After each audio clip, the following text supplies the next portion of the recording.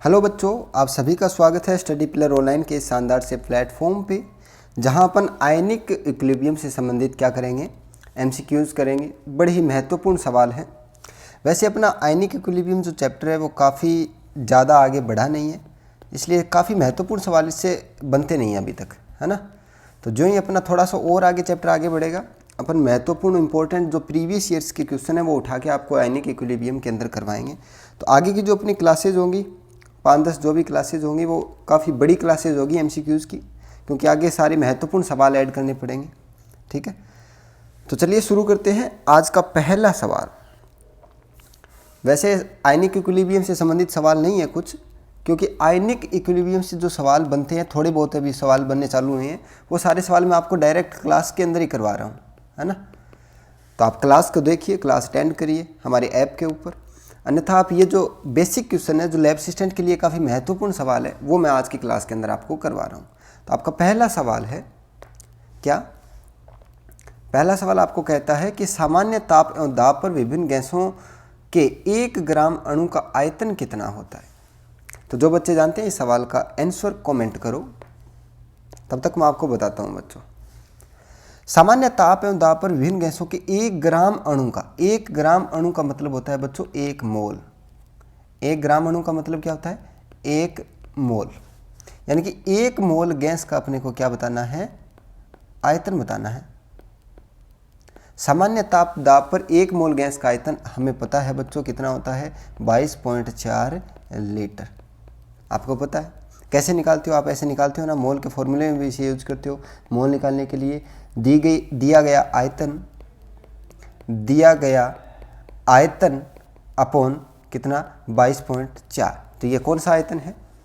ये सामान्य ताप दाब पर एक गैस का आयतन है, 1 मोल गैस का आयतन। तो अपना ऑप्शन कौन सा हो जाएगा? ए, बी, सी या डी? सबसे सही आंसर आप देखोगे तो कौन सा आ रहा है?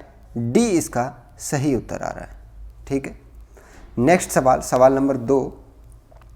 अम्ल का जलीय विलयन नीले लिटमस को क्या कर देता है? बड़ा ही बेसिक सा सवाल है। अम्ल का जलीय विलयन लाल करेगा, पीला करेगा, हरा करेगा या कोई असर नहीं होगा? तो बच्चों जैसा कि हम आयनिक वाली क्लास के अंदर कर रहे हैं, अम्ल क्या होता है बच्चों? क्या होता है अम्ल? जो H+ प्रदान करे। क्या करे?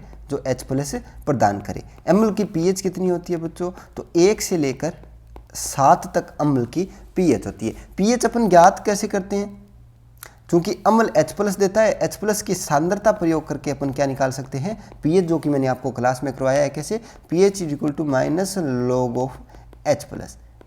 इस प्रकार से H+ की सांद्रता यूज करके अपन pH निकालते हैं। आपको प्रबल विद्युत, दुर्बल विद्युत अपघट्य वगैरह सब कुछ मैंने करवा रखा है क्लास में। तो सवाल ये है कि अम्ल का जलीय विलयन एक्वस सॉल्यूशन नीले लिटमस को कैसे करता है? तो अम्ल की एक नेचर होती है कि वो लिटमस पत्थर होता है ना, ब्लू लिटमस पत्थर, उसको क्या कर देता है? लाल।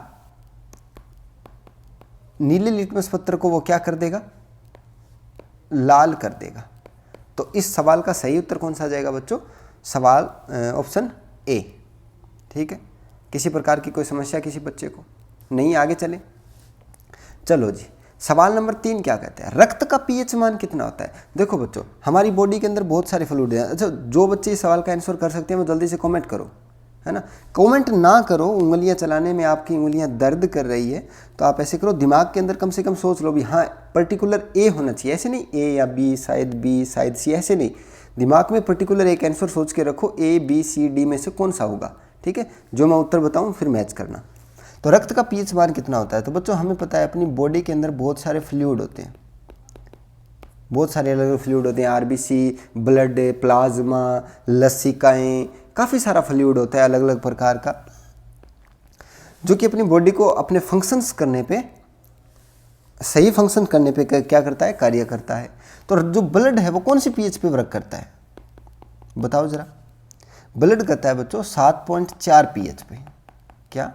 7.4 पीएच पे। 7.4 का मतलब क्या है? 7 से ज़्यादा है। 7 से ज़्यादा है तो अपन कह सकते हैं क्या? हल्का क्षारीय है। क्या है? हल्का क्षारीय। अब बच्चों ब्लड 7.4 पीएच पे क्यों कार्य करता है? तो आपको पता है कि बच्चों जो आरबीसी होती है ना, अपनी आरबीसी, वो क्या करती है? O2 और CO2 के परिवहन का कार्य करती है। O2 व CO2 के परिवहन का। और आपने पढ़ा होगा, आप लैब असिस्टेंट की तैयारी कर रहे हो रेस्पिरेशन चैप्टर के अंदर, और उसके अंदर लिखा हुआ है कि RBC O2 का कितना प्रतिशत, 97% तक ऑक्सीजन का जो परिवहन है वो हमारी RBC के द्वारा होता है। और कितना बताओ जरा, 25 से 30% तक जो ऑक्सीजन है ना वो RBC के द्वारा होता है। ठीक है, अब क्या है कि यदि हाइड्रोजन आयन की सांद्रता ब्लड के अंदर ज़्यादा हो जाए ना, हाइड्रोजन आयन यानी कि मैं बेसिक रूप से कहूँ पीएच अगर ज़्यादा हो जाए, पीएच यदि कम हो जाए यानी कि अम्लीय प्रकृति यदि हो जाएगी, तो RBC का ऑक्सीजन के साथ बंधन नहीं होगा। क्या होगा, RBC का ऑक्सीजन के साथ बंधन नहीं होगा। यानी कि यदि पीएच कम हो जाता है ब्लड का तो हमें श्वास लेने में दिक्कत होगी, हमारी श्वास तेज हो जाएगी। क्यों? क्योंकि जितनी भी ऑक्सीजन हम ले रहे हैं वो प्रॉपर हमारे शरीर के अंदर नहीं पहुंच पाएगी। समझते हो आप? तो ब्लड का जो पीएच वैल्यू है बड़ा ही महत्वपूर्ण होता है। RBC में जो ऑक्सीजन का परिवहन होता है वो H+ आयन की सांद्रता पे बहुत निर्भर करता है। H+ की सांद्रता कम होनी चाहिए ताकि RBC ऑक्सीजन के साथ ज़्यादा से ज़्यादा अटैच हो सके। ठीक है, तो जो रक्त का पीएच मान होता है बड़ा ही महत्वपूर्ण है, जो आपको डायरेक्ट ध्यान में रखता है 7.4 होता है। ठीक है, नेक्स्ट चलते हैं सवाल नंबर 4। शुद्ध जल का पीएच मान कितना होता है? तो शुद्ध जल बच्चों उदासीन होता है, आपको पता है। 7 से पीएच स्केल के अंदर अपन देखें, बताओ बच्चों जिन जिनको इसका आंसर पता है, पीएच स्केल के अंदर देखें तो 1 से 7 तक तो क्या होता है, अम्लीय विलयन होता है। 1 से 7, 1 से 6 पीएच तक, या 1 से 7 ही कह लो यार आप, 1 से 7 पीएच तक क्या होता है, अम्लीय। 7 से 14 तक क्या होता है, क्षारीय। ठीक है, और पर्टिकुलर 7 पे क्या होता है, उदासीन। तो शुद्ध जल नाम दिया है आपको, तो शुद्ध जल का पीएच कितना होता है, 7 होता है। यानी कि वो क्या होता है, उदासीन प्रकृति का होता है। किसी प्रकार की कोई समस्या नहीं है? चलो जी, शुद्ध जल का पीएच 7 होने का मतलब क्या है, इसके अंदर आयन्स उपस्थित नहीं होते। आयन उपस्थित नहीं होते तो क्या होंगे, विद्युत का चालन नहीं होगा। क्या होगा, विद्युत का चालन नहीं होगा। इसी कारण आप देखते हो अगर शुद्ध जल है, देखो अपने घर पे जो जल आता है ना वो शुद्ध जल नहीं होता। RO का वाटर है जो एकदम डिस्टिल वाटर, जो साफ पानी होता है, उसके अंदर इलेक्ट्रिक करंट है ना वो प्रवाह नहीं करती। ठीक है, अशुद्ध जल में अपने मटके का पानी, अगर साधारण अपन नल का पानी से मटका भरते हैं और उसके अंदर यदि अपन विद्युत धारा प्रवाह करेंगे ना तो उसके अंदर विद्युत धारा प्रवाहित हो जाएगी। क्यों? क्योंकि उसके अंदर मैग्नीशियम आयन और कैल्शियम आयन की क्या होती है, अशुद्धियाँ पाई जाती है। आयन की अशुद्धियाँ, आयन अगर किसी चीज़ के अंदर है, किसी भी विलायक में या विलयन में आयन उपस्थित है तो वो क्या करेगा, विद्युत का चालन। तो शुद्ध जल विद्युत का चालन नहीं करता क्योंकि इसके अंदर आयन उपस्थित नहीं होते, और आयन H+ और OH- आयन नहीं होने के कारण इसकी पीएच कितनी होती है, 7, जो कि एक उदासीन पीएच है। चलो जी, नेक्स्ट सवाल, सवाल नंबर 5। ड्यूटेरियम में क्या होता है? तो बच्चों बताओ जरा, 1 न्यूट्रॉन 1 प्रोटॉन, दूसरा ऑप्शन कहता है 2 न्यूट्रॉन 1 प्रोटॉन, तीसरा ऑप्शन कहता है 2 न्यूट्रॉन 2 प्रोटॉन, चौथा ऑप्शन कहता है 1 न्यूट्रॉन 2 प्रोटॉन। तो बच्चों जिन बच्चों को इनका आंसर पता है वो जल्दी से कमेंट करो, कौन करता है? चलो जी, ड्यूटेरियम में क्या होता है? तो बच्चों आपको पता है कि जो हाइड्रोजन के समस्थानिक का एक हिस्सा है, हाइड्रोजन का एक समस्थानिक है ड्यूटेरियम। हाइड्रोजन के टोटल कितने समस्थानिक होते हैं बच्चों? तो आपको पता है 3 समस्थानिक होते हैं। कौन से? 1H1 जिसे हाइड्रोजन कहते हैं, 1D2 जिसे ड्यूटेरियम कहते हैं, और 1T3 जिसे ट्राइटिरियम कहते हैं। ठीक है, हमें ड्यूटेरियम के बारे में पता करना है। ट्राइटेरियम एक रेडियो सक्रिय होता है। ड्यूटेरियम का अगर बात देखें तो इसे क्या कहते हैं, भारी जल भी कहते हैं। ड्यूटेरियम से बना जल है वो भारी जल कहलाता है। और ड्यूटेरियम के अंदर देखो, एक तो प्रोटॉन होता है और एक ही न्यूट्रॉन होता है। कैसे पता लगा? ऊपर वाली संख्या में से नीचे वाली संख्या घटा दो, न्यूट्रॉन की संख्या आ जाएगी। नीचे लिखी संख्या इलेक्ट्रॉन और प्रोटॉन को दर्शाती है, तो 1 प्रोटॉन 1 न्यूट्रॉन। तो ऑप्शन ए इसका सही आंसर आ गया। ठीक है, अदर इसके अलावा अगर देखें ड्यूटेरियम किस किस के काम में आता है, तो ड्यूटेरियम बच्चों भारी जल बनाता है, भारी जल जिसे D2O कहते हैं। ठीक है, और इसका ड्यूटेरियम का काम मंदक के रूप में भी होता है। किस में मंदक? जो अपनी रेडियस्क्रिय अभिक्रियाएँ होती है ना, रेडियोस्क्रिय अभिक्रियाएँ, उसके अंदर ड्यूटेरियम का उपयोग मंदक के रूप में होता है। ठीक है, तो ये मैंने आपको S ब्लॉक P ब्लॉक के अंदर करवा रखा है। चलें आगे, सवाल नंबर 6। सबसे हल्का तत्व कौन सा है बच्चों? ये आपको बताना है। सबसे हल्का लाइट एलिमेंट कौन सा है? Option A helium, option B sodium, option C hydrogen या ऑप्शन डी पोटेशियम। सबसे हल्का लाइट एलिमेंट। तो जिन बच्चों को इसका आंसर पता है जल्दी से बताओ, कमेंट करो या सोच के रखो, कुछ भी करो लेकिन करो, वेले बैठे मत रहो। तो इसका सही आंसर आएगा हाइड्रोजन। हाइड्रोजन सबसे क्या है, हल्का तत्व है, सबसे लाइट एलिमेंट है। और हाइड्रोजन के लिए क्या कहा जाता है बच्चों, हाइड्रोजन के लिए कहा जाता है कि ये आवर्त सारणी का आवारा तत्व है। आवारा तत्व क्यों कहा जाता है, क्योंकि इसका स्थान है ना वो फिक्स नहीं होता, इसका स्थान फिक्स नहीं होता। तो बताओ बच्चों चंचल तत्व किसे कहा जाता है, आवर्त सारणी का चंचल तत्व। ये भी आपका एक महत्वपूर्ण सवाल है, बताओ जरा आवर्त सारणी का चंचल तत्व किसे कहा जाता है। जल्दी से कमेंट करो, आंसर कमेंट करो, जल्दी जल्दी जल्दी जल्दी। बिल्कुल सही, जो बच्चे सोचते हैं कार्बन होगा वो बिल्कुल सही है। तो दो तत्वों का नाम आपको ध्यान रखना है, हाइड्रोजन जिसे आवारा तत्व कहते हैं क्योंकि इसका स्थान फिक्स नहीं होता, और कार्बन को आवर्त सारणी का चंचल तत्व कहा जाता है क्योंकि कार्बन बहुत ज़्यादा चंचलता प्रदर्शित करता है, यानी कि हर किसी के साथ बॉन्ड बना लेता है। क्या कर देता है, हर किसी के साथ बॉन्ड बना लेता है। हीलियम की अगर बात करें तो ये क्या है, अकीरिय गैस की भांति व्यवहार करता है।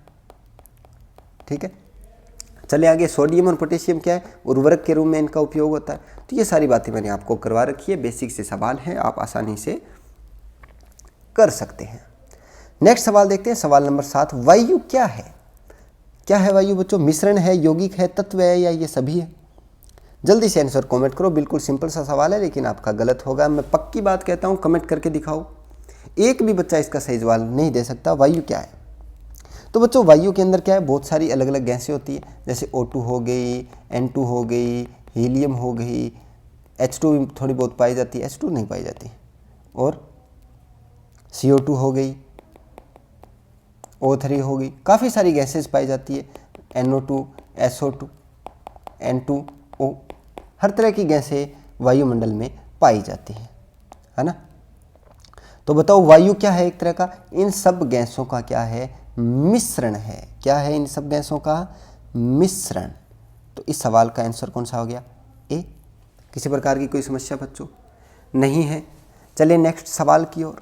अगला सवाल क्या कहता है, आधुनिक आवर्त नियम यानी कि मॉडर्न पीरियोडिक रूल का प्रतिपादन किसने किया था। मॉडर्न पीरियोडिक टेबल का प्रतिपादन किसने किया था, जल्दी से इस सवाल का आंसर बताओ। आधुनिक आवर्त नियम न्यूलैंड ने किया था, मैंडलीफ ने, मोजले ने या मेंडल ने। मेंडल तो यार आपको पता है जीव विज्ञान से संबंधित है, किससे, जूलॉजी से संबंधित है। मटर के छोटे दाने, मोटे दाने, लंबा गोल, गोल झुर्रीदार गोल, वो सारे प्रयोग मेंडल के साथ अनुप्रयोग आप पढ़ते हो, तो ये तो जीव विज्ञान से संबंधित है, अपना है नहीं। मोजले मौज ले रहा है तो इसने भी कोई नियम वगैरह नहीं दिया, ये मौज में रहता है हमेशा। ठीक है, न्यूलैंड का कौन सा नियम है, अष्टक नियम है, अपन पढ़ते हैं। न्यूलैंड का कौन सा है, ऑक्टेट रूल। हर कोई तत्व अपने बाह्यतम कोश के अंदर 8 इलेक्ट्रॉनों का ऑक्टेट पूरा करना चाहेगा, न्यूलैंड का अष्टक नियम। मेंडलीफ, तो इसका उत्तर कौन सा आ गया, मेंडलीफ। आधुनिक आवर्त नियम किसने दिया बच्चों, मेंडलीफ ने। महत्वपूर्ण सवाल है, आवर्त सारणी में मैंने आपको इस सवाल को करवाया था, कोई दिक्कत वाली बात नहीं है। चलें आगे। सवाल नंबर 9, सबसे अधिक विद्युत ऋणात्मक तत्व कौन सा होता है, सबसे अधिक विद्युत इलेक्ट्रॉन नेगेटिविटी सबसे ज़्यादा किसकी होती है। तो बच्चों मैंने आपको करवाई थी इलेक्ट्रॉन नेगेटिविटी, फ्लोरीन की होती है 4, उसके बाद आती है किसकी, ऑक्सीजन की जो होती है 3.5, हाइड्रोजन की और फॉस्फोरस की एकदम समान होती है 2.1, कार्बन की होती है 2.5, और बताओ किसकी बताएं, नाइट्रोजन और क्लोरीन की होती है बच्चों 3। तो ये सारी विद्युत ऋणात्मकताएं आपको ध्यान में रखनी है, मैंने आपको क्लास के अंदर करवाई थी। तो सबसे ज़्यादा आवर्त सारणी के अंदर जो इलेक्ट्रॉन नेगेटिविटी होती है बच्चों, वो किसकी होती है, फ्लोरीन की होती है। किसकी होती है, फ्लोरीन की। तो इस सवाल का आंसर कौन सा हो जाएगा, ऑप्शन ए। ठीक है, किसी प्रकार की कोई समस्या। नेक्स्ट चलते हैं, सवाल नंबर 10, आधुनिक आवर्त सारणी में तत्वों का वर्गीकरण का आधार क्या है। देखो आवर्त सारणी, जो आधुनिक आवर्त सारणी है जो इस प्रकार से अपन पढ़ते हैं, उसके अंदर तत्वों को किस प्रकार से रखा गया है, परमाणु द्रव्यमान के हिसाब से रखा है या परमाणु क्रमांक के हिसाब से रखा है, परमाणु घनत्व या इनमें से कोई नहीं। तो पीरियोडिक टेबल में आपको ये क्वेश्चन मैंने करवाया था, तो जो बच्चे को पीरियोडिक टेबल पढ़ चुका है, सामान्य सी बात है, अगर आपने तैयारी करनी शुरू कर दी है इसकी लैब असिस्टेंट की, तो पीरियोडिक टेबल तो आपने पढ़ ही लिया होगा। और यदि आपने पीरियोडिक टेबल पढ़ लिया ना तो इस सवाल का मेरे को आंसर बताओ कि आधुनिक आवर्त नियम में तत्वों के वर्गीकरण का आधार क्या है। जल्दी से आंसर कमेंट करो, जल्दी जल्दी जल्दी। आवर्त सारणी का क्या है आधार? बिल्कुल सही जवाब परमाणु क्रमांक। जो भी बच्चा सोचता है परमाणु क्रमांक किसका होगा तो वो बिल्कुल सही सोच रहा है, किसी समस्या की बात नहीं है, सिलेक्शन के करीब है वो। ठीक है, अगला सवाल करें। सवाल नंबर 11। मेंडलीव के अनुसार तत्वों के गुण किसके आवर्ती फलन होते हैं? मेंडलीव के अनुसार तत्वों के जो आवर्ती गुण हैं किसके होते हैं? बताओ जरा। आवर्ती गुण परमाणु भार के आवर्ती फलन होते हैं। किसके? परमाणु भार के, या परमाणु क्रमांक के, या परमाणु घनत्व के। किसके आएंगे बताओ, बताओ जरा। तो इस सवाल का जवाब कौन सा आ जाएगा? ए आ जाएगा। ठीक है, नेक्स्ट सवाल नंबर 12। सबसे भारी तत्व कौन सा होता है? सबसे हल्का तत्व अपन ने पता कौन सा होता है? हल्का तत्व हाइड्रोजन होता है। ठीक है, सबसे हल्का तत्व कौन सा होता है? हाइड्रोजन होता है। और सबसे भारी कौन सा होगा बच्चों बताओ, बताओ जरा, कमेंट करो जल्दी से। एक सेकंड बच्चों, तब तक मैं पानी पी लेता हूँ।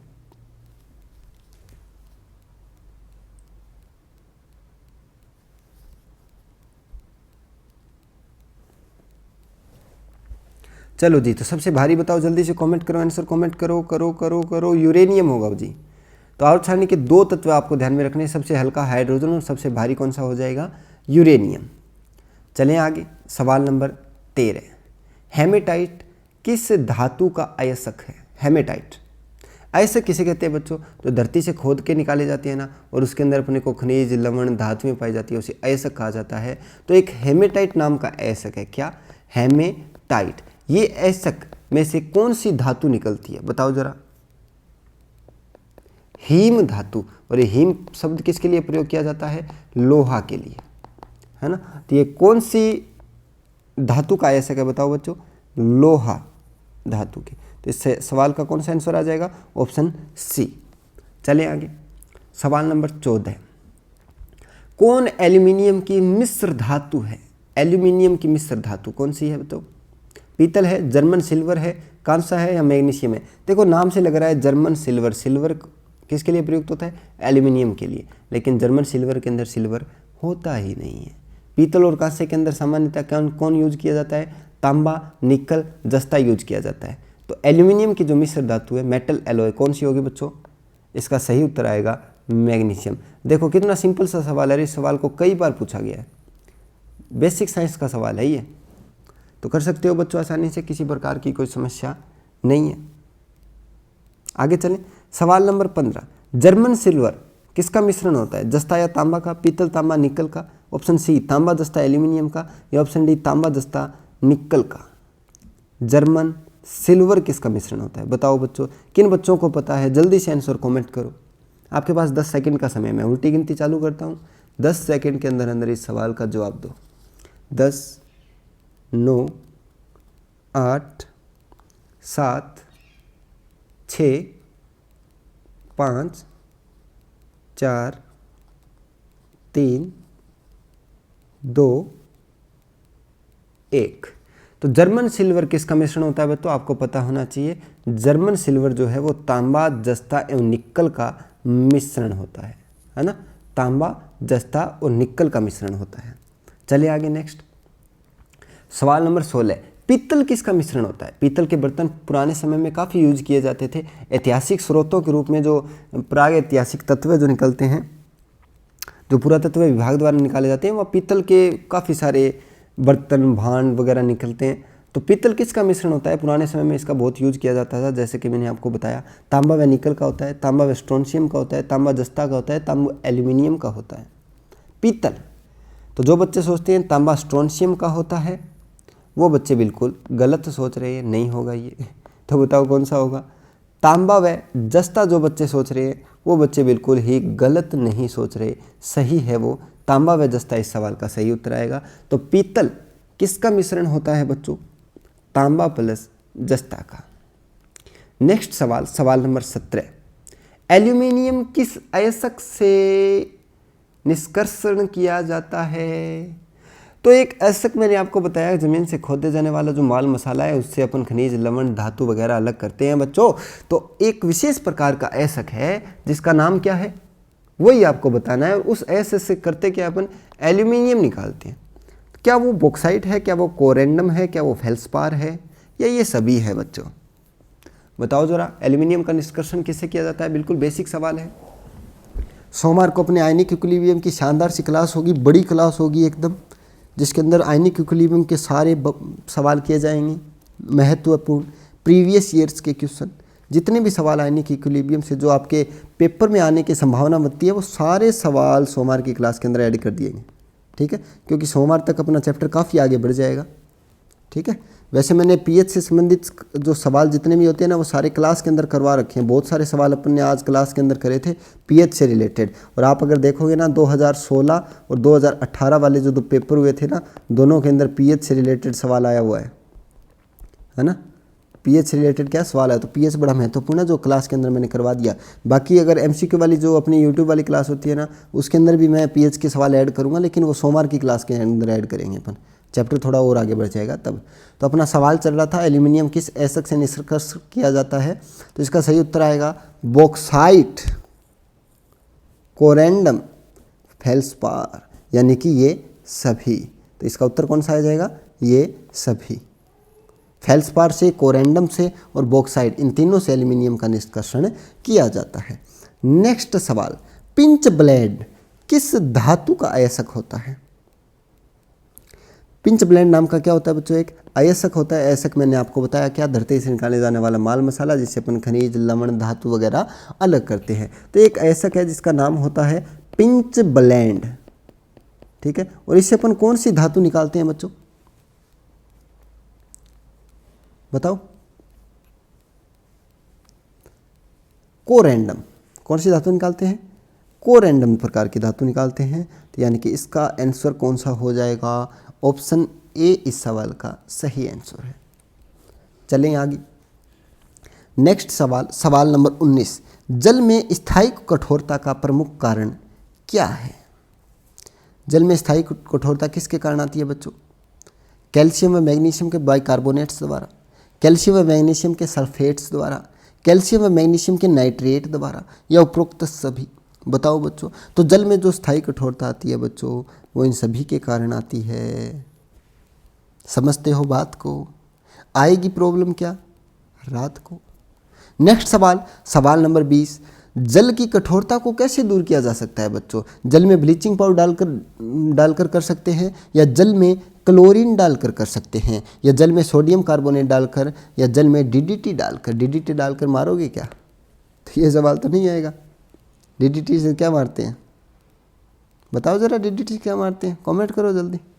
तो जल में सोडियम कार्बोनेट डालकर, या जल में क्लोरीन डालकर, या ब्लीचिंग पाउडर डालकर? बताओ जल को कैसे शुद्ध किया जा सकता है, जल की कठोरता को कैसे दूर किया जा सकता है?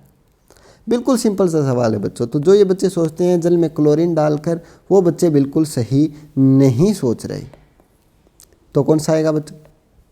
वो उनका सवाल का जो सही उत्तर है वो जल में सोडियम कार्बोनेट डालकर जल की जो कठोरता है उसे दूर किया जा सकता है। ये इसका सही आंसर है।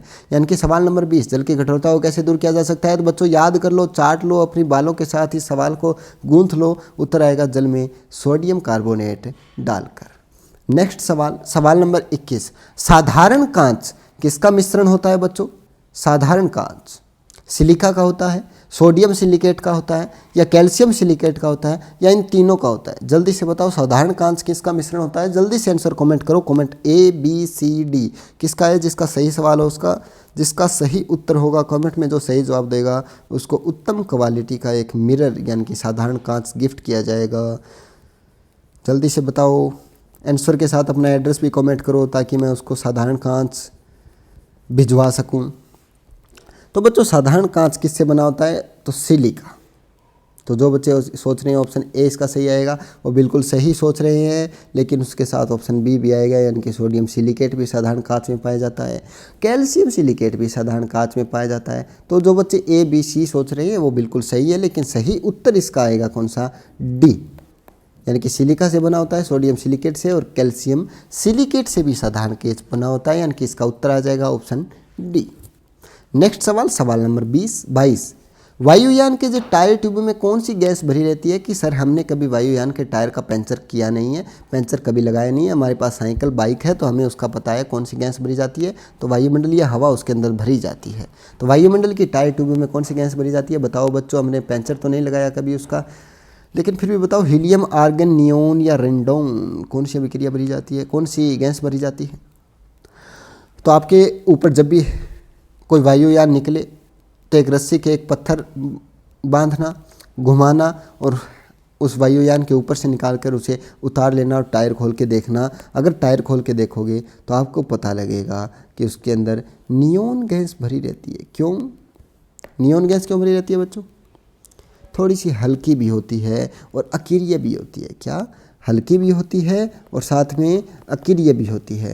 यानी कि यदि कभी वायुयान को दुर्घटना हो जाए तो ये गैस अकीरिय होती है, अभिक्रिया नहीं करेगी, और साथ ही साथ ये हल्की भी होती है। तो वायुयान को हम ज़्यादा से ज़्यादा क्या बनाना चाहेंगे? हल्का बनाना चाहेंगे। तो बताओ बच्चों, किसी प्रकार की समस्या? तो ध्यान में रखना, वायुयान के जो टायर ट्यूब होते हैं उनमें कौन सी गैस भरी जाती है? Neon gas. नेक्स्ट सवाल, सवाल नंबर 23। गुब्बारे में कौन सी गैस भरी जाती है? तो बच्चों, गुब्बारे में सर हम CO2 भरते हैं, बिल्कुल मुंह से लगा के हवा भरते हैं तो उसके अंदर CO2 और O2 मिक्स रूप से जाती है। नहीं, लेकिन बच्चों जो पैसे वाले बच्चे होते हैं वो गुब्बारे के अंदर मुंह से हवा नहीं भरते। तो सर वहाँ से नहीं, वहाँ से भी नहीं भरते, वो भरवा के लेके आते हैं हवा। और कौन सी हवा भरवाते हैं? वो हीलियम गैस भरवाते हैं उसके अंदर। क्या? कौन सी गैस है? Helium gas. हीलियम गैस अत्यंत ही हल्की गैस होती है, अत्यंत हल्की गैस। और इसी अत्यंत हल्की गैस के कारण ये जो गुब्बारे हैं वो ऑटोमेटिक हवा के अंदर फ्लोट करते हैं, ऑटोमेटिक हवा के अंदर उड़ते हैं। समझते हो बात को? तो गुब्बारे के अंदर कौन सी गैस भरी जाती है? ये आप जैसे बच्चों के लिए नहीं है, ये जो ऊंचे खानदान के बच्चे हैं जो गुब्बारों के अंदर भी हवा भरवा के लेके आते हैं उनके लिए है। तो वो कौन सी हवा भरवा के लेके आते हैं? हीलियम गैस भरवाते हैं।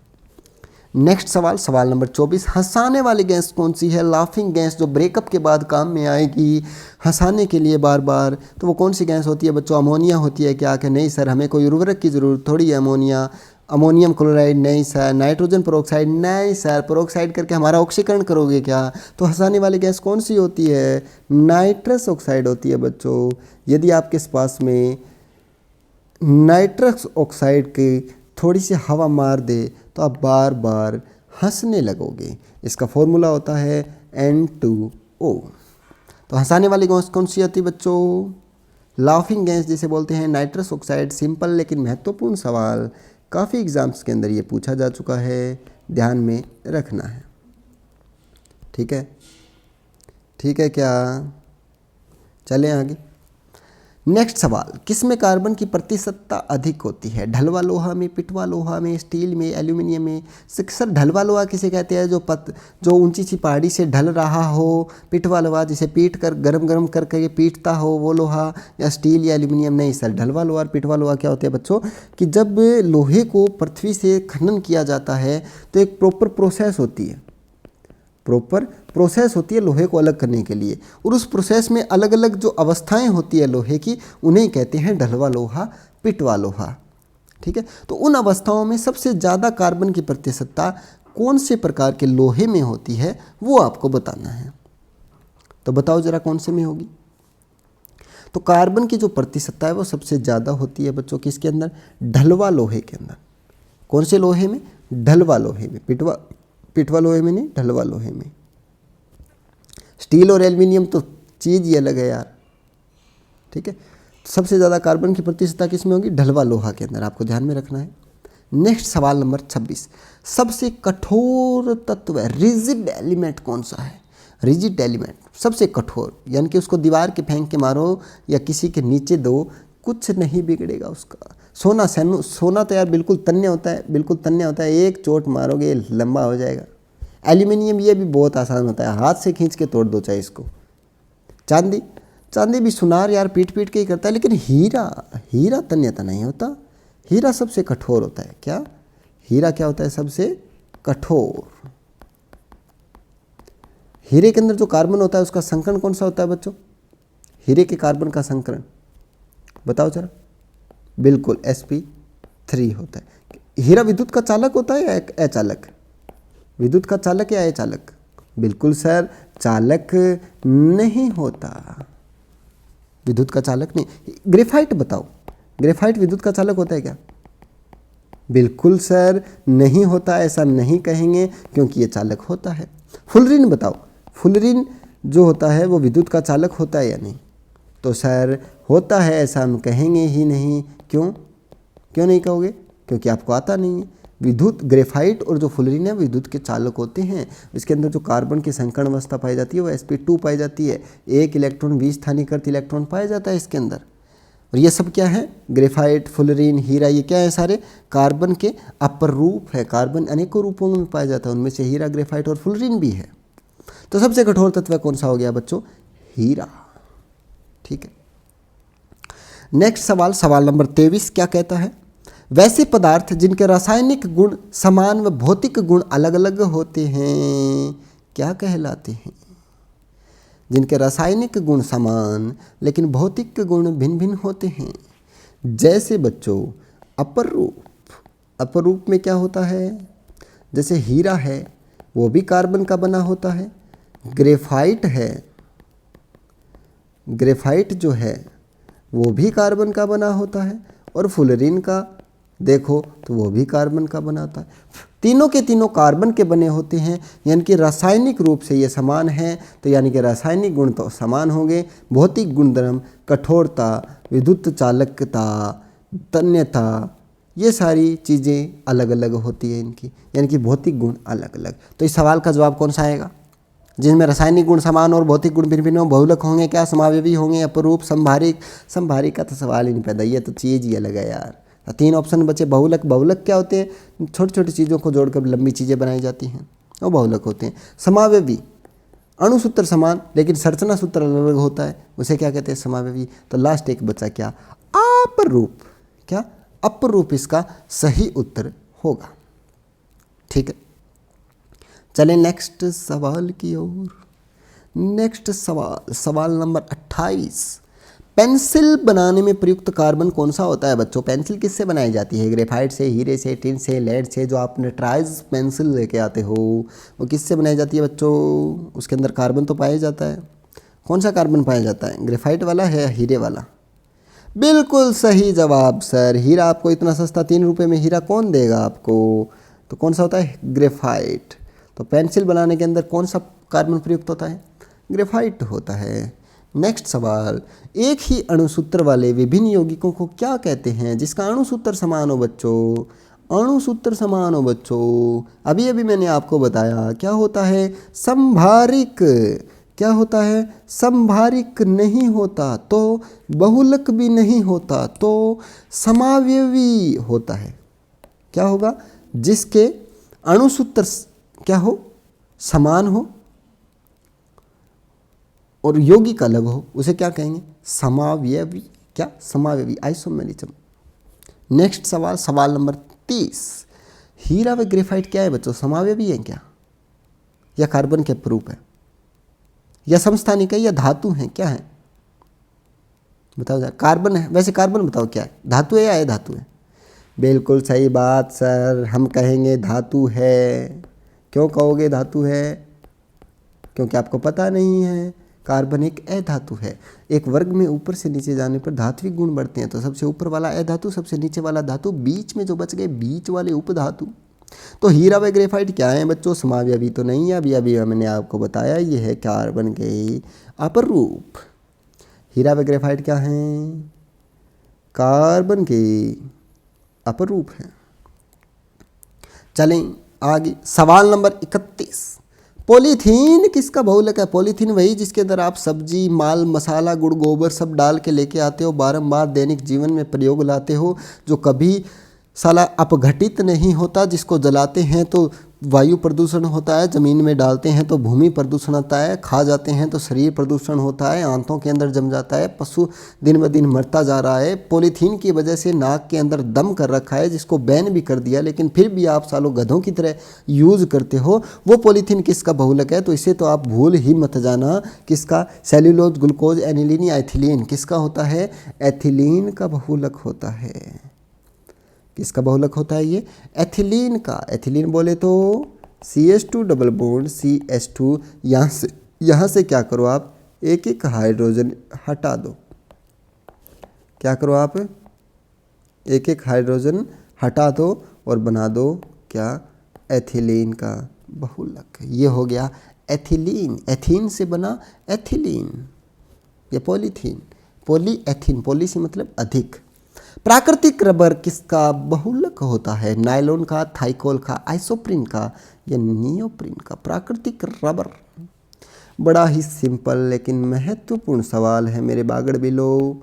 तो जो बच्चा इस सवाल का आंसर देगा उसको एक गिफ्ट दिया जाएगा, क्योंकि और साथ ही साथ वो क्या करे, जब आंसर करे कमेंट करे कौन सा ऑप्शन होगा तो उसके साथ अपना एड्रेस कमेंट जरूर कर देना या फिर अपना फ़ोन पे नंबर कमेंट कर देना, क्योंकि सही आंसर बताने पर उस पर इनाम सेंड किया जाएगा। बताओ प्राकृतिक रबर किसका बहुलक होता है बच्चों? थाइकोल का? नहीं सर, आइसोप्रीन का। तो प्राकृतिक रबर का बहुलक ध्यान में रखना है, क्या होता है? आइसोप्रीन। क्या होता है? आइसोप्रीन। क्या होता है? आइसोप्रीन। क्या होता है? आइसोप्रीन। इसे चाट लो बच्चों, बहुत बार पूछा गया सवाल है ये, नीट जैसे बड़े एग्जाम्स के अंदर पूछा गया सवाल है, प्राकृतिक रबर किसका बहुलक होता है? तो आइसोप्रीन। नेक्स्ट सवाल, सबसे उत्तम कोटि का कोयला कौन सा होता है?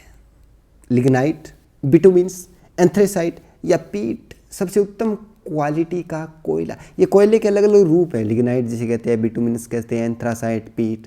तो सबसे बेस्ट कोयला कौन सा होता है?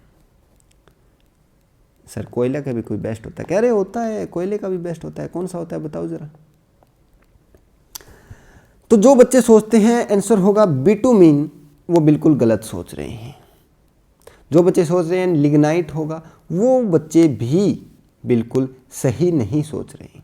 जो बच्चे सोच रहे हैं एंथ्रासाइट होगा, क्या? जो बच्चे सोच रहे हैं एंथ्रासाइट होगा, उन बच्चों का उत्तर सही नहीं है, ऐसा तो मैं कह ही नहीं सकता, क्योंकि यही सही उत्तर है। यानी कि क्या, सबसे उत्तम कोटि का जो कोयला होता है वो कौन सा होता है? एंथ्रेसाइट। आपको ध्यान में रखना है, ठीक है। दो सवाल मैंने ऐड किए हैं किसके? आयनिक इक्विलिब्रियम के।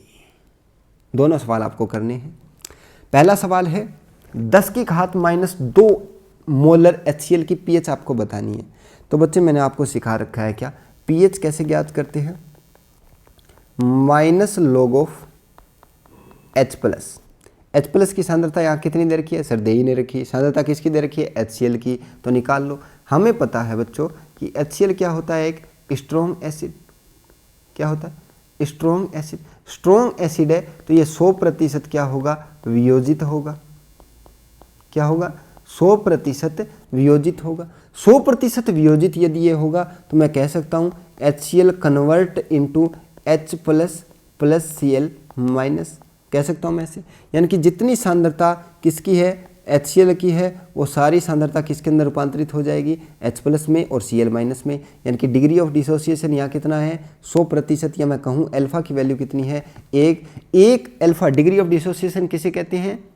एक मोल से या एक अणु से कितने अणु मिल रहे हैं? एक अणु से कितने? यहाँ देखो HCl से, एक HCl से अपने को 2 मिल रहे हैं। अपने को तो H+ से मतलब है एक HCl से एक H+, या एक अणु HCl से एक अणु H+, या मैं कहूँ एक मोल HCl से एक मोल H+, तो मैं कहूँ 10⁻² मोलर सांद्रता से कितनी सांद्रता मिलेगी H+ की? तो 10⁻²m। तो हमें क्या मिल गई यहाँ से? H+ की सांद्रता। इसका मान पुटअप कर दो किसके अंदर? यहाँ पर। तो क्या हो जाएगा? pH = -log 10⁻²। सोल्व करोगे इसे, log की वैल्यू सोल्व करवाने में आपको सिखा दूंगा। क्या होगा? -2 log 10। log 10 की वैल्यू कितनी होती है बच्चों? 1 होती है। तो यहाँ से pH हो गया -2 × 1, माइनस हो गया प्लस, तो यहाँ से pH आ जाएगी 2। देखो pH कितनी कम प्राप्त होती है, कम प्राप्त हुई है यहाँ पे। और हम pH स्केल के अंदर क्या कहते हैं? ये 7, ये 14, ये 1। अपन कहते हैं जो जो इधर चलते हैं तो क्या होती है? pH का मान घटता जाता है, और pH का मान घटता जाता है, उसी प्रकार प्रबलता अम्ल की बढ़ती जाती है। तो 2 देखो काफ़ी नज़दीक है इधर। तो अपन यही कहा शुरुआत में, HCl क्या है? एक स्ट्रॉन्ग एसिड। pH निकालने पर भी ये क्या हो गया? सिद्ध हो गया बच्चों। तो HCl क्या है, एक तरह का स्ट्रॉन्ग एसिड, और इस प्रकार से अपन pH निकाल सकते हैं। किसी प्रकार की कोई समस्या नहीं है बच्चों। नेक्स्ट सवाल जो आपको अपने आप करना है, 10⁻³ NaOH के pH बताना है। जल्दी से कमेंट करो। चूँकि बच्चों हमें पता है NaOH क्या है, एक तरह का क्षार है, तो बच्चों क्षार की pH होती है क्या? बिल्कुल होती है यार। 7 से आगे 14 तक क्या होती है? क्षार की pH होती है। तो कैसे निकालें सर? NaOH क्या है, एक तरह का क्षार, और कौन सा क्षार है? प्रबल क्षार है। प्रबल क्षार है तो हमें पता है कि ये क्या होगा, वियोजित होगा। कितना वियोजित होगा? 100% वियोजित होगा, है ना। बेसिकली हम क्षार के pH नहीं निकालते, POH निकालते हैं, पोटेंशियल ऑफ हाइड्रोक्सी आयंस, यानी कि minus log of OH minus की सांद्रता। ठीक है, OH माइनस की सांद्रता कैसे निकालेंगे? ठीक पिछले वाले सवाल की तरह। कैसे? NaOH जब वियोजित होगा तो क्या बनाएगा? Na plus OH minus. एक NaOH से अपने को एक OH माइनस मिल रहा है, तो 10⁻³ m सांद्रता से कितनी सांद्रता मिलेगी OH माइनस की? 10⁻³ m। ठीक है, तो हमें OH माइनस की सांद्रता मिल गई। इस मान को अपन पुटअप कर देंगे कहाँ पर? यहाँ पर। चलो मान रख के देखो, POH is equal to minus log 10⁻³ log value solve करो। pH is equal to minus log घात आगे आ जाती है 10, log 10 का मान होता है 1, तो pH यहाँ से आ गई कितनी? POH यहाँ से आ गई कितनी? POH हमें यहाँ से मिल गई कितनी बच्चों? 3। क्या हमें POH पूछी थी? नहीं, हमें पूछी थी pH। pH 3 यानी कि 7 से कम है, यानी कि अम्लीय, लेकिन हमें पता है NaOH क्या होता है? क्षार। तो pH कैसे निकालेंगे? हमें पता है बच्चों pH प्लस POH जो होती है क्या? pH प्लस POH जो होती है उसकी जो वैल्यू होती है उसकी 14 होती है। तो हमें pH ज्ञात करनी है। हमें pOH पता है कितनी है? 3 है, इज इक्वल टू 14। तो pH कितनी आ गई? 14 माइनस 3, तो pH आ गई 11, यानी कि 7 से अधिक प्राप्त हुई है। यानी कि हमें दिया गया पदार्थ क्या था? क्षारीय पदार्थ था। कौन सा पदार्थ था? क्षारीय पदार्थ। ठीक है, तो इस प्रकार से आप pH और POH निकाल सकते हो। किसी प्रकार की कोई समस्या नहीं है। मैंने क्लास के अंदर इस प्रकार के सारे सवाल ऐड करवा दिए थे pH OH के। बाकी अपन जो सोमवार को अपना आयनिक इक्विलिब्रियम थोड़ा सा और आगे जब बढ़ जाएगा तब अपन और सारे बेहतरीन सवाल करेंगे आयनिक इक्विलिब्रियम के। आप पुराने पेपर उठा के देखना, आयनिक इक्विलिब्रियम के कम से कम 2 या 3 सवाल आए हुए हैं। देखो कितना ज़्यादा वेटेज है, 2 या 3 सवाल, वो भी इतने आसान कि मतलब आप आंख बंद करके कर सकते हो, आंख बंद करके, है ना। तो चलो नेक्स्ट सवाल है ही नहीं। तो यहाँ पे बच्चों आज अपन ने काफ़ी सारे सवाल किए, सारे के सारे सवाल महत्वपूर्ण थे और बिल्कुल ही आसान थे। आसान थे या नहीं आप कमेंट करके बताना हमें, है ना। आप और भी ज़्यादा अगर सवाल चाहते हैं तो मैं ऐड कर दूंगा, आप कमेंट कर देना किस प्रकार के सवाल आपको चाहिए केमिस्ट्री के अंदर, किस लेवल के सवाल आपको मैं करवाऊँ। ठीक है, तो बने रहिए हमारे साथ। मिलते हैं कल सुबह वीकली टेस्ट के अंदर। तब तक के लिए जय हिंद, जय भारत। आप सभी का दिन शुभ।